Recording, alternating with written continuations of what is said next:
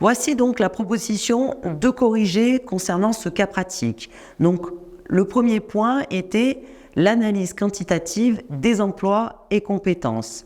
Vous aviez une première question concernant, en fonction de la lecture des schémas, quelles conclusions pouvez-vous en tirer? Donc, on va regarder un petit peu ce qui était contenu dans ces graphiques. Concernant l'ancienneté, on peut voir que l'ancienneté, il y a une moyenne de 18,9 années pour les hommes contre 10,4 années pour les femmes. Ensuite, concernant l'effectif par catégorie et par sexe, on peut constater qu'il y a à peu près 49% d'ouvriers et 14% de cadres. Et aussi, on peut constater que pour les femmes, il y a 27% d'ouvriers et 3% de cadres. Concernant l'effectif par type de contrat, on peut voir simplement qu'il y a 92% de CDI contre 8% de CDD. Concernant le taux d'absentéisme, on constate qu'il y a une baisse du taux. Ensuite, concernant les salaires ouvriers bruts, dans ce nuage, les points, on peut constater qu'il y a 27% des employés qui vont être payés au-dessus de 1 500 €, soit 24 employés. Ensuite, concernant l'analyse de la population par niveau de compétence, on peut voir que 58% ont un niveau 3 de compétences, 18% sont en cours d'acquisition des compétences, 24% sont débutants.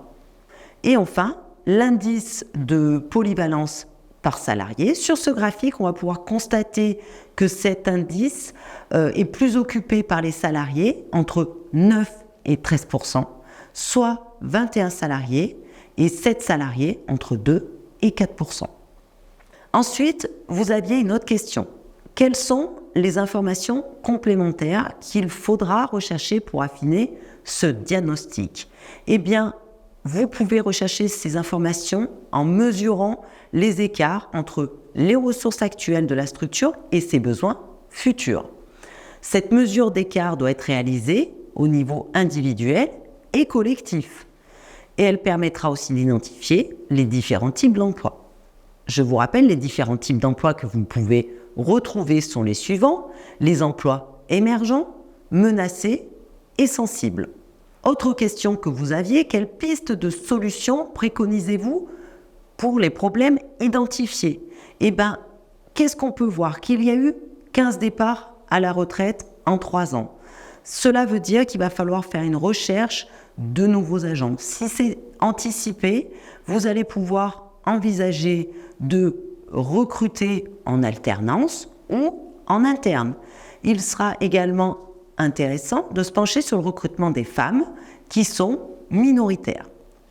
Le deuxième grand point était l'analyse qualitative des emplois et compétences. Quelle était la question? Sur quoi va porter votre analyse? Voici la proposition de réponse. Un faible indice de polyvalence, beaucoup de départs à la retraite, un manque de promotion. La deuxième question était: à qui allez-vous faire appel pour vous aider dans cette analyse? Ça peut être le manager, le supérieur hiérarchique ou les ressources humaines. Et enfin, quel outil avez-vous besoin? L'organigramme, la fiche ainsi que le profil de poste. Je vous remercie d'avoir suivi ce cours. J'espère que ces cas pratiques vous auront permis de mettre en place tous les tenants et aboutissants dans le cadre de cette GEPP. Je vous dis à bientôt.